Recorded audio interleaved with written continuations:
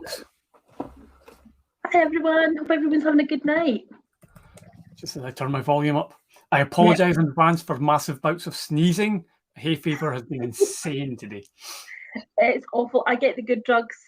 I get the horse tablets, they're fantastic. Hello folks, we're showing as we have how many people so far? 11, I think. Well, we'll give it a minute, or do we just crack on? Because I guess we're quite tight for time, aren't we? I think so. So we've got Fraser up first, don't we? With the Makey-Makeys. And then we've got just perfect timing there, Fraser. Yep. And then we've got Shashi from the International School along the road from me, talking about making coding cross-curricular.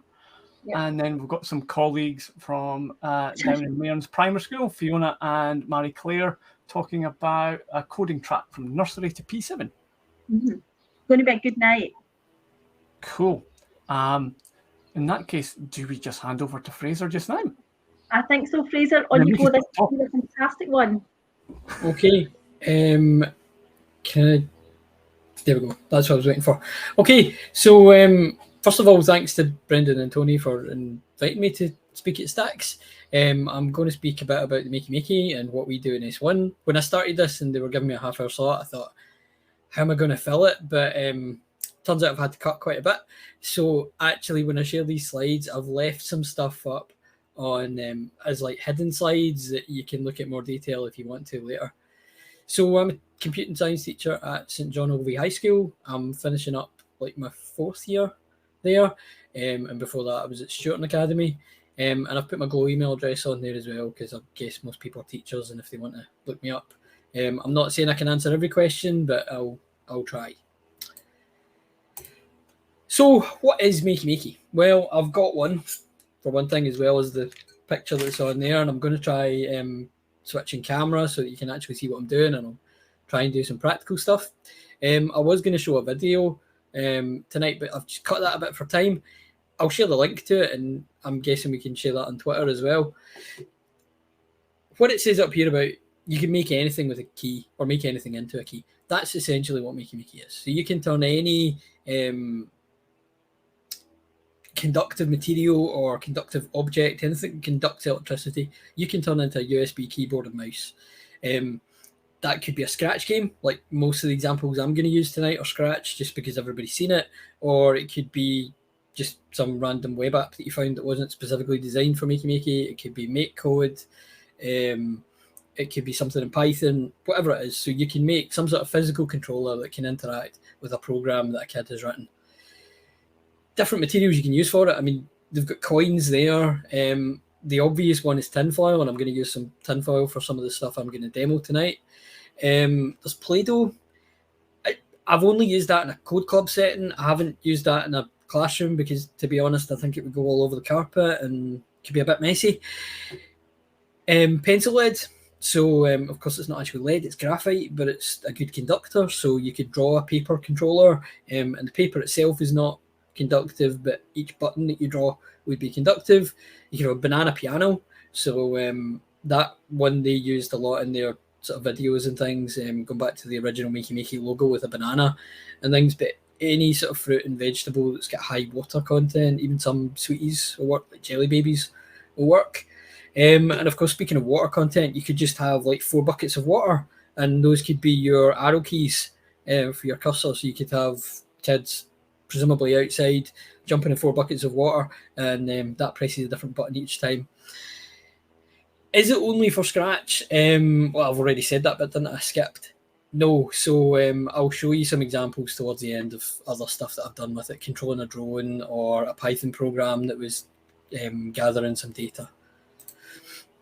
Where does it fit in? Just sort of quickly. Well, I would say sort of second, third level, and obviously these things, there's a bit of leeway in it in terms of when pupils come up from primary 7 at the S1. I've selected one of the E's and O's there, and a couple of the benchmarks from that say writing code that receives and responds to real world inputs. And a lot of us will be doing things like that with the microbit, or some schools have got Spheros or Lego robots or whatever it is. And this is just another way that we're doing that. Building a physical computing and or software solution. One of the things that I really like about the Makey-Makey is that you can do both in the one lesson or over a couple of lessons, where you can do the software one lesson and then the hardware the next lesson. And I think it's just a very low floor, high ceiling task, I've called it. So if I've got maybe some poor wee soul coming in S1 who's not very confident, they can get something up and running really, really quickly. Within the first 5-10 minutes, they can make something that in their eyes is really cool.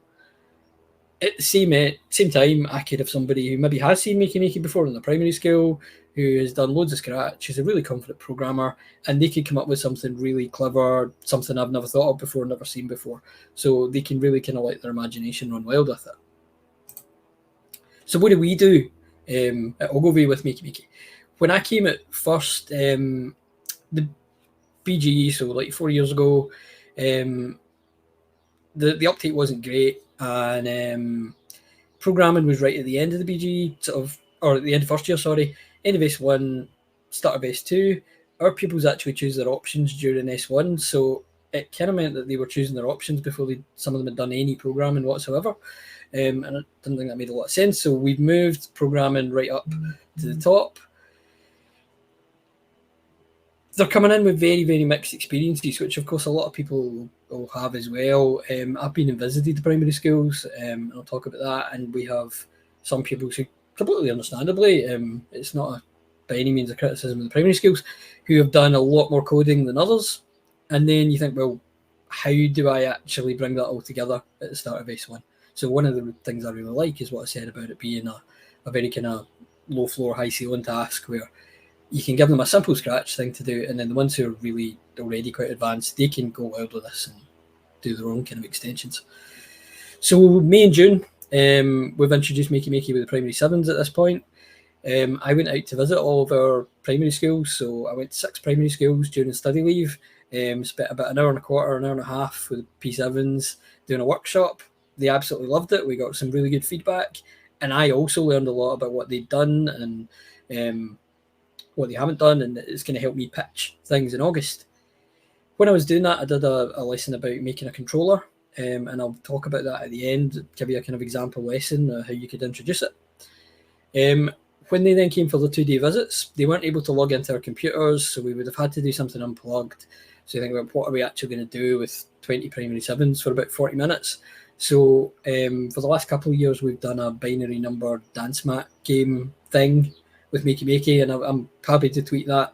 It's taught them how to convert between binary and denary, but then we had this Makey-Makey game, and of course they'd already seen a Makey-Makey, so they knew what that was, so they could concentrate on playing the game and challenging each other, and it was just really fun for half an hour and to get to know them a little bit. In August, when they come in, we'll do some other topics, so internet safety and getting the passwords all set up and everything. But then in September, we get started in the programming.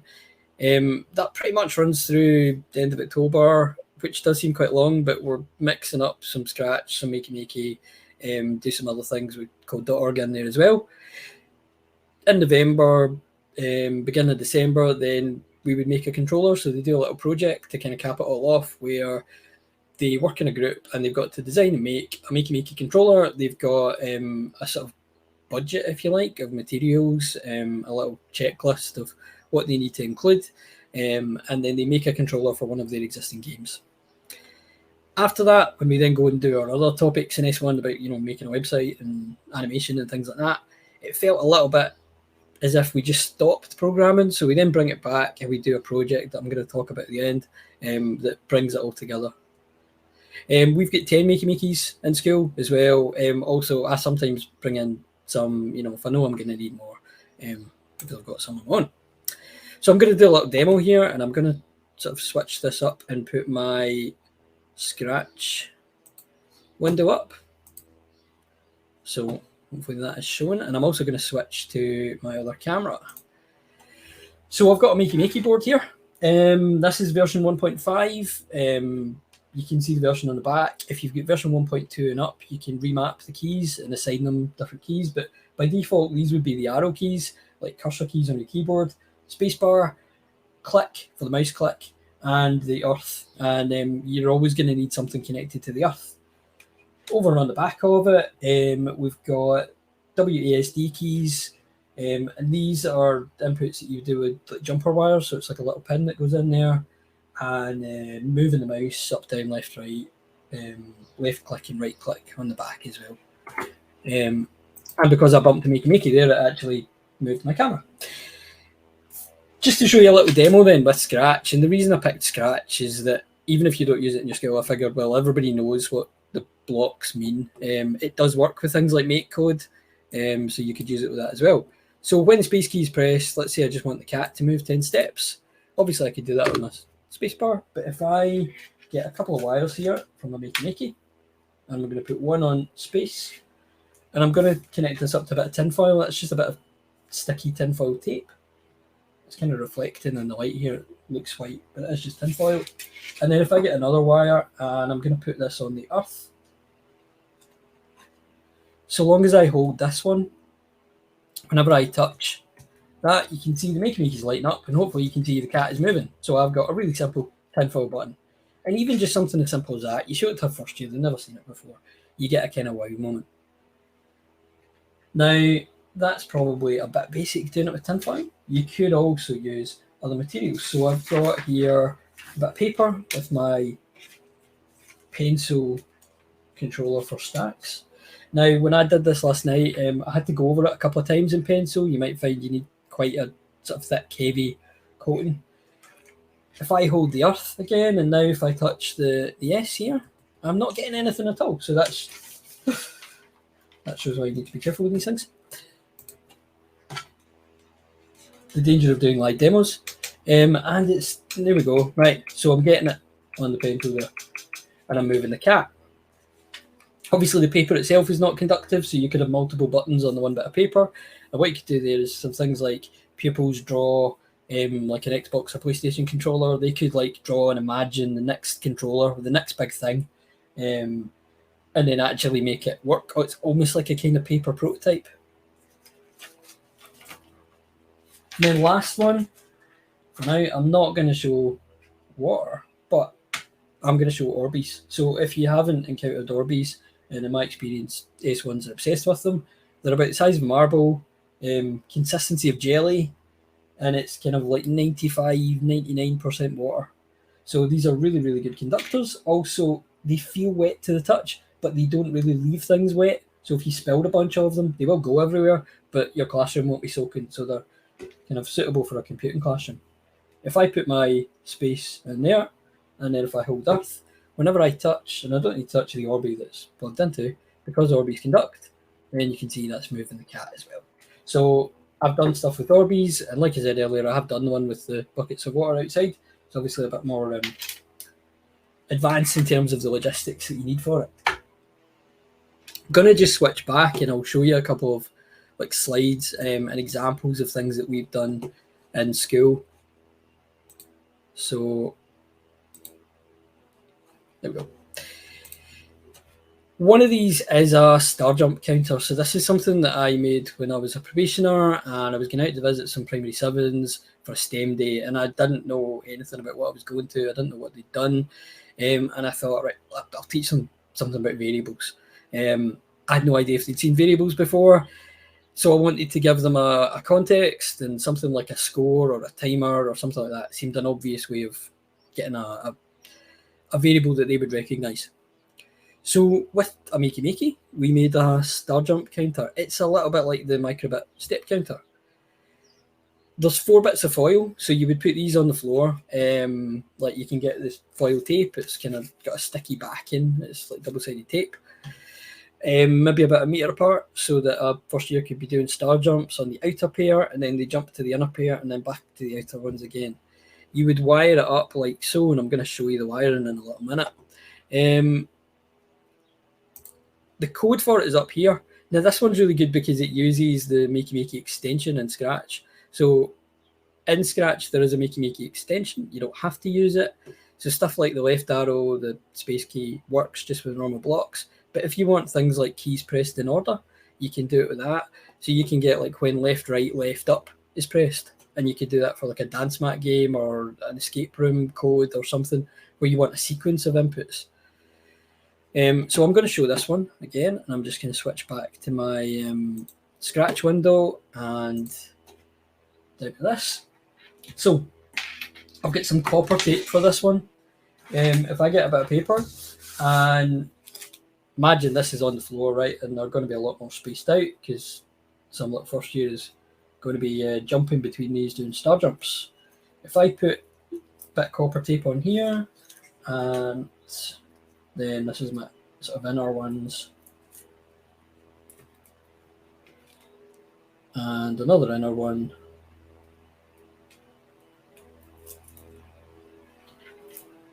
and another outer one. And I didn't know if I should have made this earlier, if that would feel a bit like Blue Peter. Here's one I made earlier, but so these are my strips of foil that are on the floor, and they might be about like 30 centimeters long each. If I want to wire these up, each pair, so I've got an inner pair and an outer pair, each pair is going to need one on the earth so that it's part of the circuit. So if I put the earth from there to there, get another wire, and I'm going to put earth on the inner one.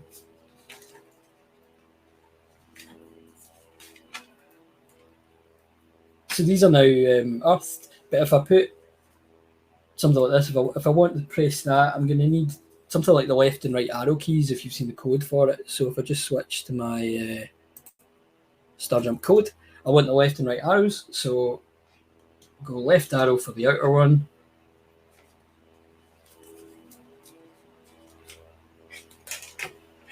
and the right arrow for the inner one.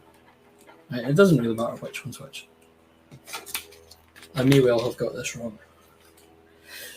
So now what happens is your first year that's coming up to try this, perhaps they've never even like seen the Makey-Makey before, and they think you're losing it a little bit, but they come up here and you get a bit of a sort of wow factor. So first of all, they're jumping on the inner ones, and then they're jumping on the outer ones, and then the out.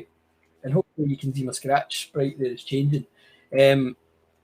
Because it's doing this left, right in order, it's only adding one to the counter for like a complete jump. So a complete jump is in or then out, in, out, in, out.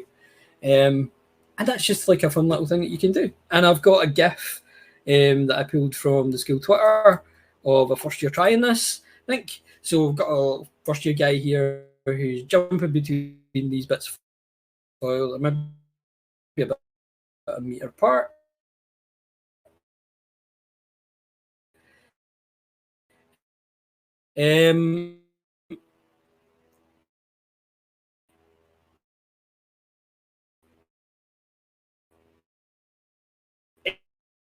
It's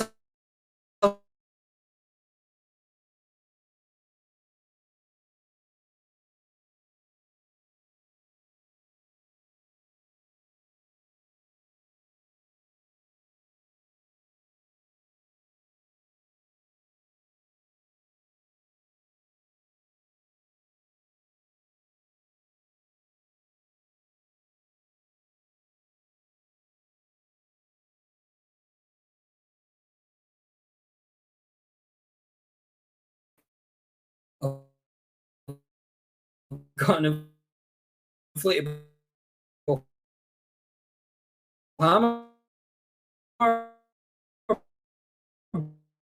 but you can do it with a ruler or a pencil.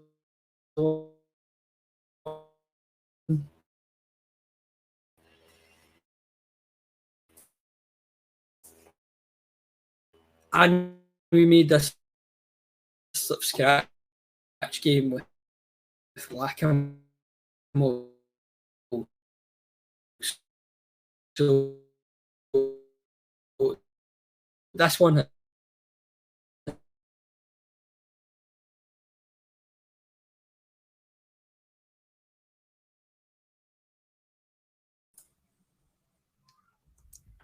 Hi there, folks. Fraser, I think your signal's breaking up a little bit. Not sure if you can hear me or not. I'll just awkwardly fill the silence for a second or two. It was going really cool, though. And Debbie, you're on mute. I wasn't expecting to be in. I'm loving it. I've got 10 Makey-Makeys, and we use them just with the graphite and stuff. But see this, you can get jelly babies. I would just eat the jelly babies, I'm not going to lie. Hi, Fraser. How's your sound now? Yeah, sorry about that. That's all right. It happens to the best of us. So, I'm not sure exactly where I got to, right? But I was talking about the whack-a-mole game and how you can set that. It's in my slides, so I'll just keep going. Cool.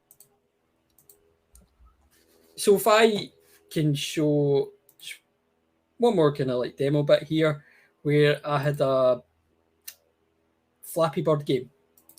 So did this a couple of years ago, and this is a little project that we do. So we felt that the S1 course was maybe a bit bitty. So we were doing all these separate topics and they weren't really getting joined together. So like I said earlier, we were doing Scratch and then like a bit of animation and graphics and a bit of web design. So this project we do kind of after Easter and brings it all together. So the kids have to create the graphics for the game. And then, they would have like several frames for the animation of the bird's wing flapping. So maybe like, just 3 or 4 frames. And they would import that in Scratch. They would then complete the code, and there would be a bit of problem solving in that because I wasn't just giving them the code straight as is. Then they make this thing with the Makey-Makey wings, as we're calling it, and make a website sort of documenting their game and screenshots as if they're selling it and stuff. Now, it's kind of hard to see in this picture. It was the best I could find off our school Twitter, and I put a link to the tweet. This guy has some tinfoil in here and also a bit of tinfoil in here. And when he flaps his arms, then that's controlling Flappy Bird. So got an example here, right, where this was the sort of wiring diagram that I gave the kids. They would be putting some foil or even some conductive fabric on there and on there. That shows how it's wired up in the Makey-Makey. If you wanted to do it on both, you could put a wire around behind their back, and then you could have like earth on each side, so they've actually got to flap both arms. One reason I really like this, right? The Makey-Makey part of this is very, very simple. It's actually only using one key and one input, but it provides a really big kind of wow factor. And like I've said, there's a couple of different ways of doing it. So if you don't have like conductive fabric or the sticky foil, you could just like wrap a bit of tin foil around their arm. There's loads of variations. The kids themselves will come up with loads of variations for it. This was something that I did when we were getting like a visit in the school, and there were some people coming in filming and wanted something that was a wee bit more sort of eye-catching for it. Oh, my slides are jumping about. So, you know what? That's because I bumped the Makey-Makey. So, that just shows that Makey-Makey will work with anything. It even worked in my PowerPoint presentation. Sorry about that. Right, now, beyond the scope of tonight, right, I'm not going to show how to do these, but I just wanted to talk about some wackier stuff that you can do in the Makey-Makey that's not Scratch. So down the bottom, I've got Flappy Drone. A lot of schools have got these little Tello programmable drones. I've seen them on Twitter. You can program these with Scratch blocks, or there's a Python library. There is a .NET library for them as well. It wasn't very user-friendly, and I made a slightly easier one a couple of years ago. So using the same principle as the Flappy Bird, you could then connect it up to the drone and do like a Flappy Drone, where you can like flap your arms and it keeps the drone in the air, and the drone gradually goes down and you have to keep flapping to keep the drone up. And obviously you would do that in a big open space. I've got an arcade machine in my classroom at the moment, just like a desktop arcade, and that's got a Makey-Makey inside it. So it's not obvious from the outside if you look at the top picture, but down the bottom, with this joystick, I wasn't really sure how to connect a joystick because the joystick was analog, how to get a digital signal from that, and also how is it going to be usable in the software. You can obviously get like joystick driver boards and things, but it was getting quite complicated, and then I realised the joystick's got a lot of little micro switches inside it, and I could just connect up the Makey-Makey directly to the switch.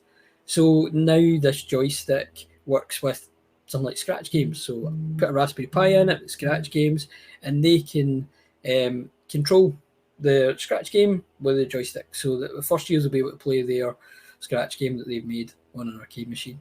And the last one of these is what we call Pi Voltage. So my friend Chris, who's a maths teacher, does something crazy for Pi Day every year. If you don't know, Pi Day is 314, 14th of March.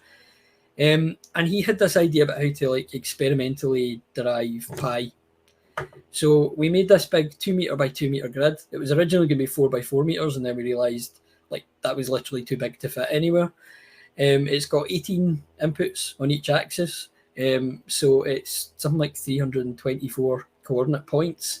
And I wrote a bit of Python software that would collect all the data. So the two layers are insulated, and every time a kid walked on it, it was forming a contact, and we could measure where they'd walked, and we could record that. So then we could analyze all that in Python, and we could experimentally derive pi, and I think we got something like 3.142. There's a blog post about that I'll share later, but it's just to show that Makey-Makey can be used for more than just a little kind of gimmick with Scratch. Where would you actually start if you were delivering this? Well, the way I introduced it to the primary sevens was I showed the kind of 90-second YouTube video, and I said to them before it, I want you to pay really, really close attention, because I'm going to ask you at the end what these materials or what these objects have in common. So we watched the video, they're seeing the water, the bananas, the tinfoil and all of that. And then eventually, with a bit prompt, a bit of question, somebody will go, oh, they conduct electricity.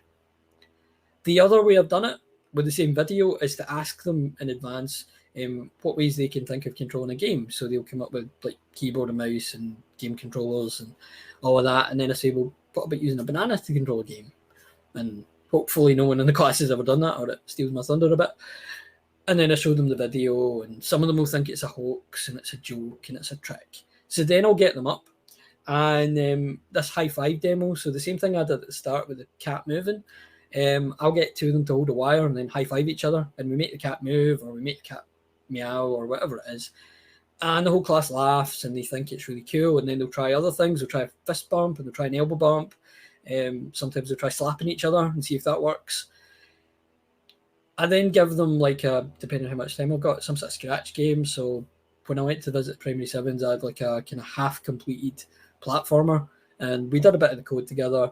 And then I gave them these Makey-Makey handouts so that they could see how they could connect up a controller with it. And I'm happy to share these handouts. It's a bit like the thing I showed, the slide, where I had the wiring for the star jumps. So you'll be able to see, and the kids can see, like, where do the wires actually go. Right? It's really just a diagram. So, last slide here. I've put up there the Twitter handle for Makey-Makey. They're really active on Twitter. They interact with teachers a lot. So if you comment, you will get responses from them, from Colleen, the community manager. There's a really active sort of teacher community, and they will share things and retweet things that teachers have done with Makey-Makey. Matt, whose handle is always computing, is a computing teacher in primaries in England, and he's one of the other Makey-Makey ambassadors, and he tweets lots of really cool stuff. And also Fraser Merrick is like a music educator and does sort of things to do with music and sound, do Makey-Makey sometimes, some really cool stuff. There's a Facebook group, if you do Facebook. There are two tutorial sites. So there's a Makey-Makey website themselves, and there's Instructables, and they've got loads of sample projects. Instructables is a third-party site, but it's all curated in the Makey-Makey area by the Makey-Makey team, so it's sort of quality controlled.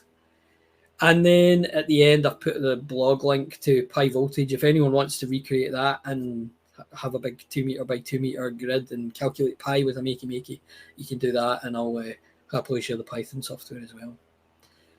So that is me, and sorry for the technical interruptions earlier. I'm happy to share all the slides and resources. That was great, Fraser. Cheers. That was grand. Try to pick up any questions that came in. I think the big one is always something Nicole asked, how many Makey did you buy for your class, and how much did it cost? Yeah, that's really important. So, I mean, I started off just with a couple of them, and there's stuff that you can do as like a kind of teacher demo at the front, stuff like the star jump one that you can maybe do as an intro to something else that the kids aren't necessarily all doing it, but you can do that. We've got a set of 10 in the school. They cost about 50 quid each, so obviously that is a lot of money. And I've got some. I was given some as well that I had before that, so I'd kind of built up to about 5 before that. Cool. Grand. And just lots of requests to share any resources and presentations so we can try it at home. Everybody wants resources. I'd be the one that ends up with that one. You know, when they used to pull the one out of Blue Peter and it looked really good, and it was right beside this one that looked awful. That would be mine. There is a really important question here as well from STACS. Escape room for the next festival, Fraser. So can we tie you down to that now? I saw that. Yeah, I saw that. I did a CSS meets talk about the escape room, but yeah. Yeah, they're on Wednesday nights. I can't take part. Okay. Brilliant. Cool. Great, Fraser. Thank you very much for that. Thank you so much, Fraser.